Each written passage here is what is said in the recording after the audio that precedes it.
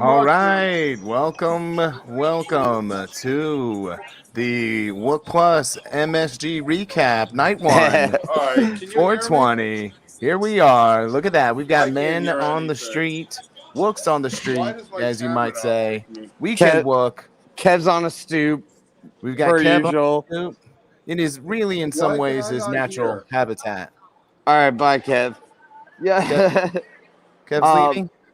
I guess he's having trouble, technical difficulties. Oh, Fam, no. what did you think of that show, man? That was some show. For me, yeah. What did you think?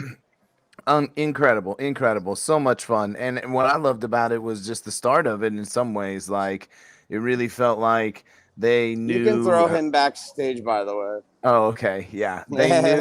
They knew that that we'd kind of been waiting for a while, right? And that there was a lot of kind of pent up energy that needed to be let out. So I just thought they said, F it. I think that Carini was a statement. Like, there was a lot of talk with it being 420, right? And with the delay and the MSG, with the lemons and everything, and could have gone more hokey or, fucked around. But they just went hardcore with Carini. Kev, you should drop. Okay, cool. Sorry, Kev. No, yeah. But they had these options, right? That they could have done. They could have done like a blaze on or light up and leave me alone, or some like awkward reggae ending of Drift While You're Sleeping, which we could talk about later. But instead, they went and they fucking had this incredible Carini jam that started, right? Which is a very, I feel like 4.0 version of night one of a New Year's run that just happens to not be in December. So very weird situation. The possum. The fucking possum was really good, though. Yes. And I think that's 100% right. Like, you go, okay, because I mean, it almost was a given. It felt like the talk was that there would be some sort of nod to 420, right? And then every once in a while you hear comments of like, well, is that really appropriate nowadays, and with the situation where it is, and I don't see. Now here's where I'm like, I think he's absolutely fine with talking about it, singing about it. I don't think that was it at all. I just don't think it was very fishy, right, to do exactly what a direct acknowledgement. Yeah, but we've been saying that for years, and I think the truth of the matter is that is fishy, right? Because every time we say that, and then they do play directly into it and are heavy-handed, it's kind of proof, that maybe that is what they are.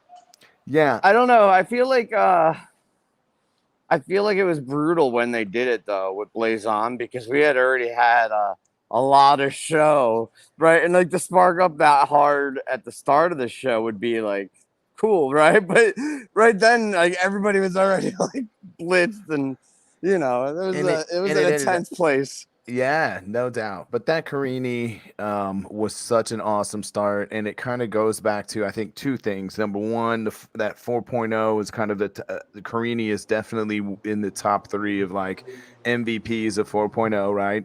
Number two, that it really is a harbinger of a good show when Carini is opening in that opening spot. Is a great spot, yeah. Oh my gosh. And this one, there was 2 songs that made me feel like 4.0 was still strong, and this was a continuation. It was the Carini, but then the stash too, because there were some remarkable stashes in the summer, and I think that continued into the fall. And then to come back now after this mini break and have another really strong stash, I thought was a great indication of what we have to come.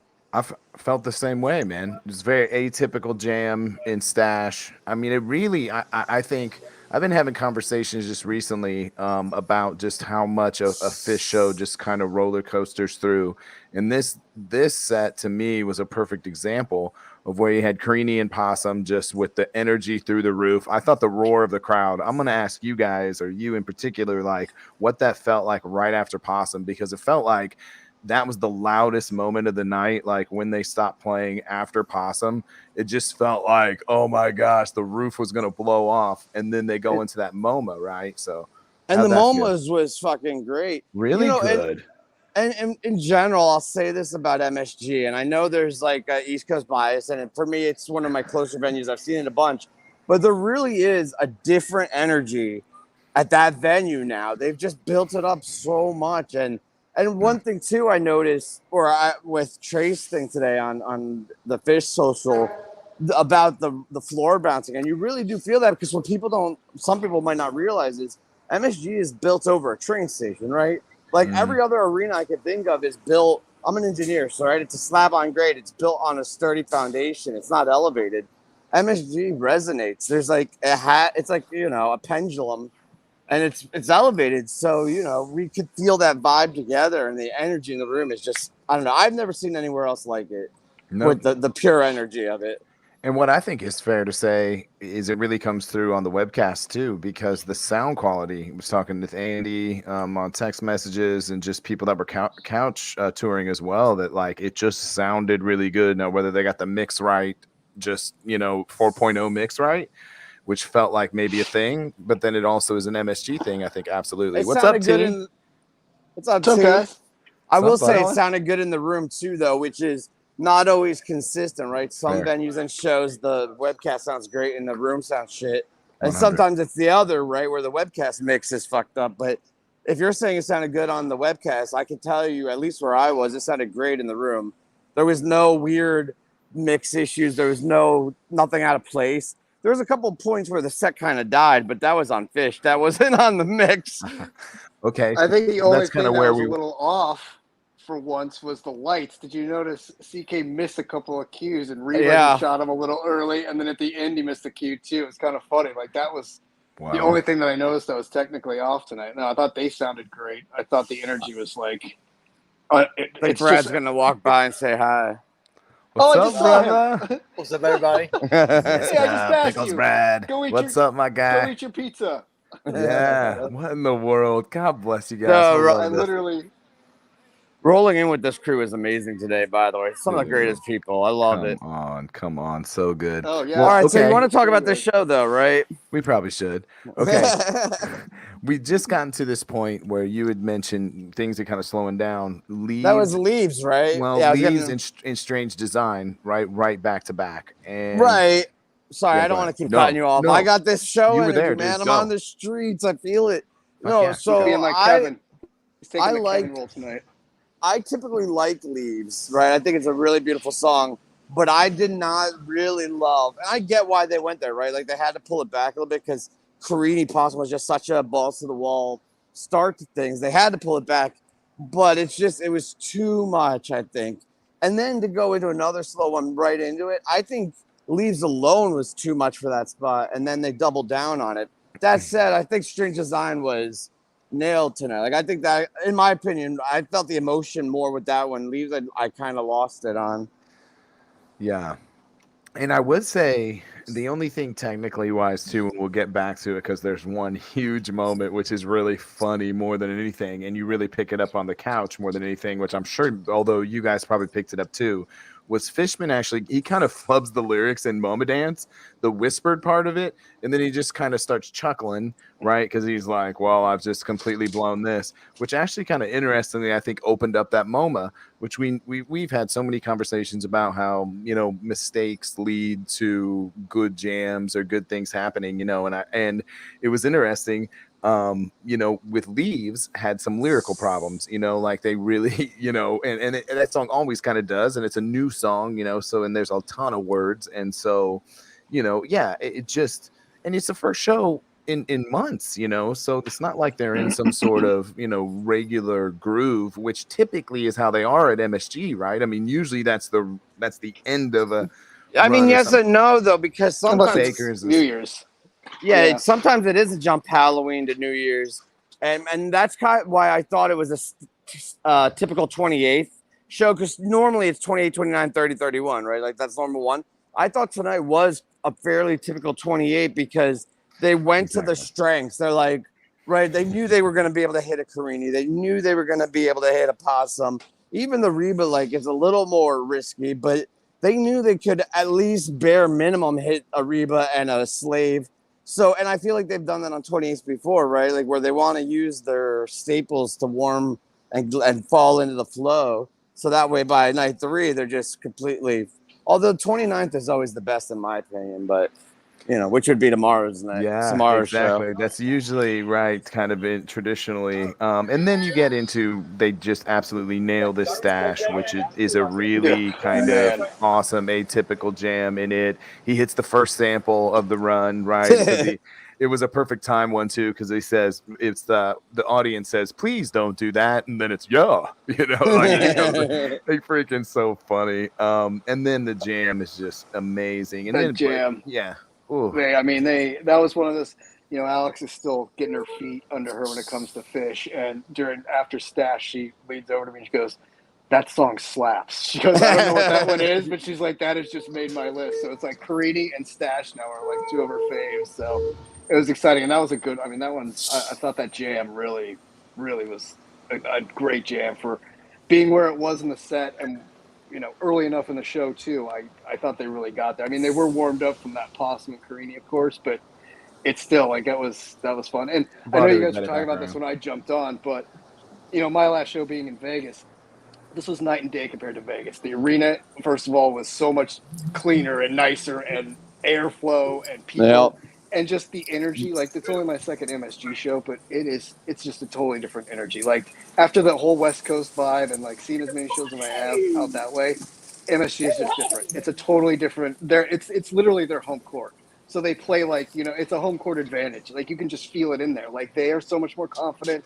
The fan base feels like a family too, right? Because everybody belongs. You know what I mean? Like, it feels like, hey, it's welcome like home, Connor. It's like, it's like going to see your team at home. It's like a home playoff game. It's insane. It's you have so a little different. extra swagger with you. Exactly. It's so much. It's incredible. And the lights, what he does with those inner lights inside MSG are just. I mean, you could just sit there and watch those all show. It's phenomenal. But yeah. Yeah, and then Blaze On. He had to hit the Blaze On. Well, we finally hit the 420 theme there with Stash Blaze On. We finally got a little. I didn't think about Stash. Isn't that funny? I didn't even think about Stashes that way, but of course, Stash and then Blaze On. Yeah, and really, I think I heard lots of people commenting, and I know you did, T, in our thread, of how it seemed a little short the first set. Now I don't know timed out wise if it ends up being 8:10. Like if they came on around. Yeah, if they came on around 8:10, and then that first set ended at 9:15, and then they were gone until like almost 10 o'clock. So like that was a short first set, and then they made up for it on intermission and like took an extra long intermission. So I was like, are they out of shape or something? But I feel like they definitely could have squeezed one more song into that first set for sure. I think they were maybe planning on making Blaze On bigger, and it just wasn't hitting because if you think back to last summer, Blaze On went to a new level, and maybe they were trying to rekindle that fire and it never lit, and then they were like, well, now what? Fuck, let's just go back and lick our wounds. After that Stash, and you thought, after that Stash, when they went into it, I even texted my buddies and I was like, this song is probably gonna rip, like after what we were used to with Blaze Ons lately. And man, it really just did not. Like, they just cut it short and we're like, we're going to break. No, it's whatever. It was wasn't great. It was interesting. Yeah, and then what was that? That the end of the set, fam? Yeah. Come on, you're trying my memory here. I'm sorry, brother. Yes, that is the end of the set. So it's only a 7-song first set, so that's really, but the Carini's long, the Stash is, Stash length long. The MoMA is actually a little longer than normal. So pretty short. Then we get into... As far as shortness, though, it was great. Like, let's not forget, Possum kicked it, it was a great first set. What I wrote down on my notes was short but explosive. Short but explosive. Maybe like, I don't know, Muggsy Bogues of first sets. So you got Sigma Oasis to start the second set, which I think here's what's going to happen with a couple of these songs in this set in particular is you're actually starting to, which I think this is a good problem, right? We're getting into... These songs are getting played a little too much, right? These they're getting number lines. Like, that was the big 09 thing. Right. Which you go, okay, at least we're seeing shows. See, that's a seeing show problem, right? Because there's no it's a shows, good problem. Right, in some ways. Yeah, but it does, if they don't stretch it out, which if at Dick's, the last Sigma before this one, I'm pretty sure, I could be wrong. There's got to be a Halloween one, so I'm totally wrong on that. But like, I know there's been good Sigmas where they really almost got there. It's like 15 minutes. It feels right. And then, but this one just was really short but solid. But then the showcase, though, of the set. Wait. I want to talk about this Sigma, Let's talk Sigma, too. Well, no, because like it's this weird. I don't want to be political, and I'm not, and I don't think Trey is. But all of the whole second guessing, like arguing the cheers at the take off your mask line, it just feels kind of like I don't know. It's a little weird with the whole vibe. And the other thing too is I think Sigma suffers from just a ridiculous amount of riches on that album. Right? It came out at a time where everything was just hitting. And it's okay, but when you compare it to, its counterparts, I think that's why it's not as up there. Yeah. Also fair. Also fair. You're always kind of judged by who you're around, in some ways. And then, this. So case in point, this Down with the Z's is right next to the Sigma. So you forget the Sigma really fast because this Down with the Z's is really good and really is probably the showcase song of the night. And like CK5, like Trav was saying, was ridiculous in these, at least coming through on the Couch tour. I think they're still trying to figure out this new way of singing it. They're still sticking with it. Trey's still kind of going for it, but it's still not quite working. It's really not new. To me, it feels more like how it sounded on the studio album. Yeah, it does. Yeah, but it's also... Yeah, but it's also still new for what they kind of traditionally have done live. And it's still, they haven't really got it. Then they do this awesome key change. Page hits all the synths. Our boy Skoy was there, I know, with his Let Page synth shirt on, right? And it was a phenomenal jam. Oh, so nailed great. It. Yeah, I don't know. It's so weird to say, but I feel like I overlook Down with the Z's. Like, you know what I mean? At this point, it's just... Because there's some really great ones, and like it's a really fun song that I love, but like I guess it's just so common, maybe, or so like there that I feel like I overlook it a lot. And this one made me second guess that. That a lot of times you hear it anywhere else, and I don't know. It's something about tonight's Down. I was just in it. Like I don't know if it was just my energy or like the energy in the room, but I thought that thing ripped, and I'm not really a huge DWD fan, but man, I was into that one, and that jam was awesome. Like I really liked that jam. Like I just had fun with that. That song was fun. The room energy tonight was exceptional, even for MSG. Like I love the belief that MSG in general has an exceptional energy, and I felt like tonight, up for even from that point, and even when it kind of died down because the energy was already so high. It didn't, devolve to like people talking and shit. Like people maintained their focus, right? And like the highs came right back. So I think it was a really enjoyable show. I don't think it was the best show ever, but I really enjoyed it. But it was a great night one show. Yeah, it came through. I think too, kind of internet wise too. Like that's what you heard everybody saying, kind of peripheries too. That was there. You would hear. That's what you just kept hearing. The vibes. The vibes are so good, man. It just feels so good in there. Wait, but you know what doesn't feel good? Sorry, you go. I keep interrupting. No, I'm all I was just gonna say. It's nice to hear people saying that because after Vegas, which, I mean, Mexico's its own thing, but Vegas is still kind of the last show that I think of sort of thing. And that was such a shit show. And even today we were sitting down the poster line, the early poster line, and people were walking by and they were like, this is so much better than Vegas. And this other guy's like, dude, Vegas was a fucking shit show. And I was like, it's so true. And I mean, they're going to have to figure that out. Yeah. This was such a different vibe, though. This was night and day. Like everything about it was night and day. People won't believe us if they're not in the room, right? Especially with COVID and all this skepticism. But I felt the air was more circulated and fresher in the building than outside. I came outside. I got the city smut and all the smoke and steam. You go in the room, it's like you're in a casino. It's like you're breathing fucking beautiful, clean air the entire time. It's crazy. It was like high oxygen content too. Right. And I mean, I will say this real quick. You guys know this because I've been talking about it all week, but I wore my tearaway sweats tonight so I could put on shorts, So how'd that go for you? Incredible. I cannot recommend it enough to everybody for winter shows. Tearaway sweats with shorts underneath, money. So awesome. So anyway, but I got in there, took them off, and I had just my Patagonia over my Trey guitar shirt tonight. And during intermission, I was freezing. Like I was cold. There was so much air circulating in there. Like it was. That's awesome. Crazy. Yeah.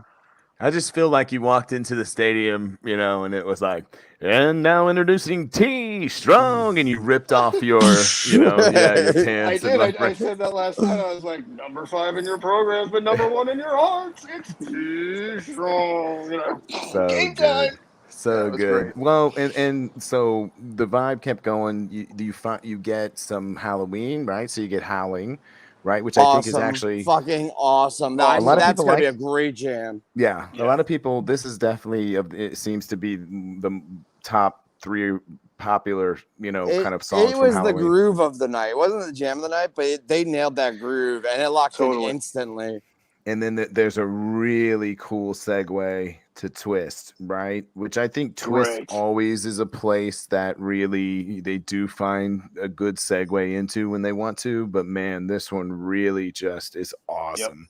Fam, I gotta admit, I wooed tonight, and my wife immediately woo shamed me, like the awesome wife she is. And now I feel bad about it. I honestly, but isn't Twist the one that you're allowed to woo in? I mean, that's kind of woo. Yeah, that's built into the no. song. It's not like a forced woo that sometimes when Trey stops and makes you woo in a place that you're like, I don't want to woo here. I'm just not a wooey kind of guy. It's just weird. I understand.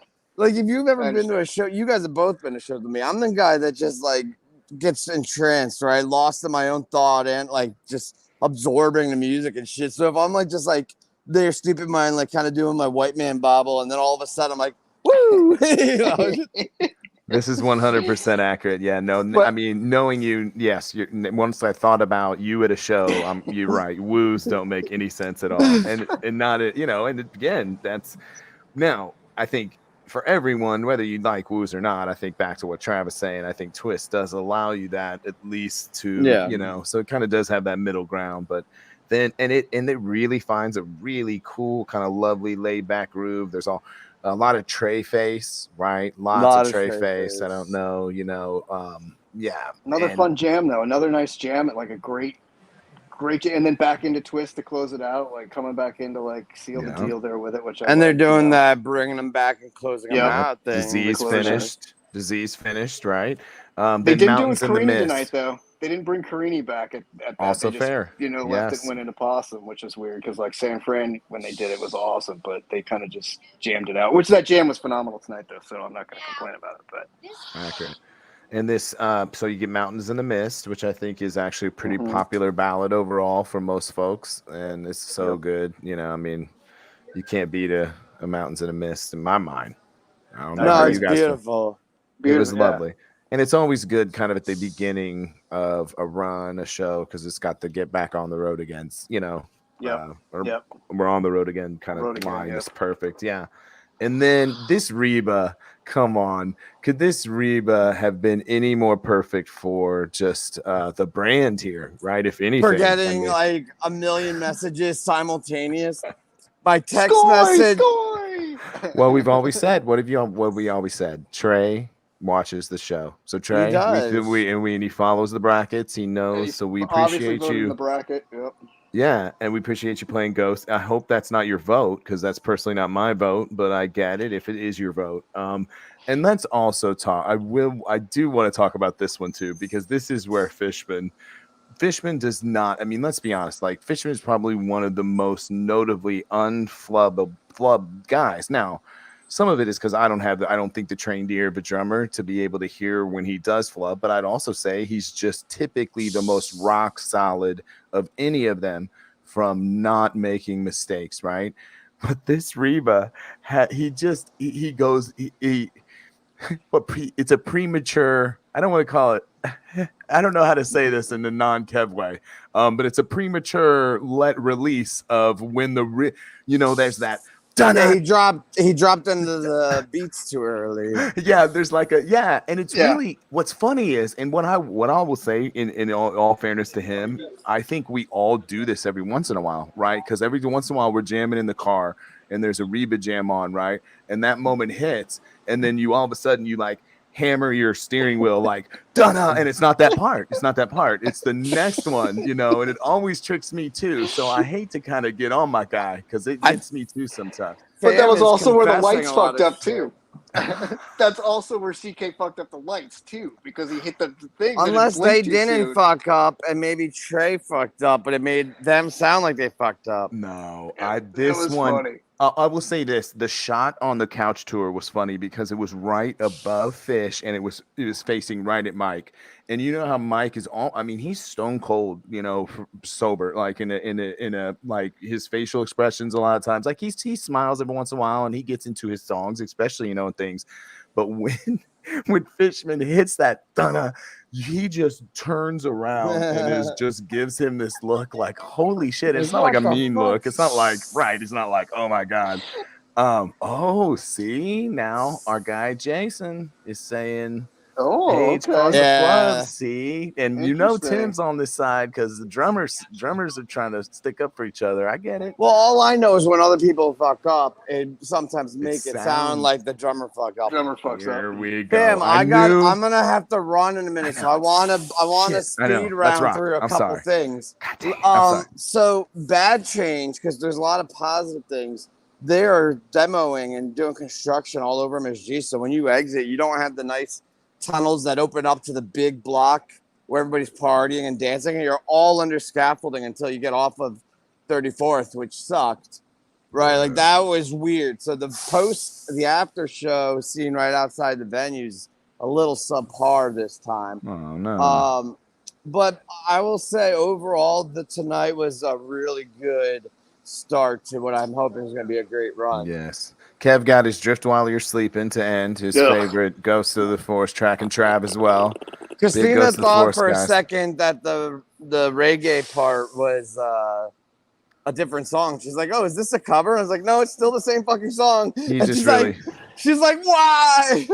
I know. He tried. He really tried to rip it at the end. Like, he did his best. And again, the energy in the room went nuts. The floor was going bazonkers for him. Like, he was loving it. But I can't get into that song. I hate it. Sorry. How we can't. We got to spend at least a couple seconds. Butter rum. Oh, here we go. Come on. A little bit. I love that. No, it's. I'll talk to Greg about it. I'll talk to Greg about it on Friday. What is Fish's butter rum? Love it. And then you get this gumbo, right? Which, of course, this gumbo, I don't know what happened. I really don't know.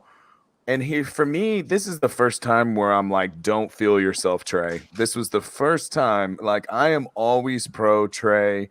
And you guys know how I feel about gumbo. So maybe it's just that.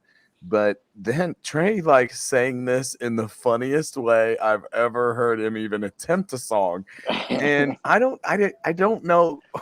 I don't know what he was doing, but it was funny. And then it got all real stripped down, right? And then Paige played that little solo section, which was fun and good. Really cool. But that was the funniest gumbo for me. Like they just weren't ready for it.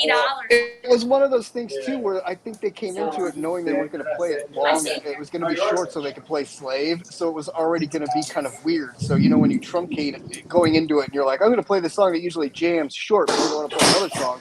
You're already kind of messing with the song, right? So it kind of, you know, it didn't have that full like gumbo to it, and kind of got cut out, and then it went, you know.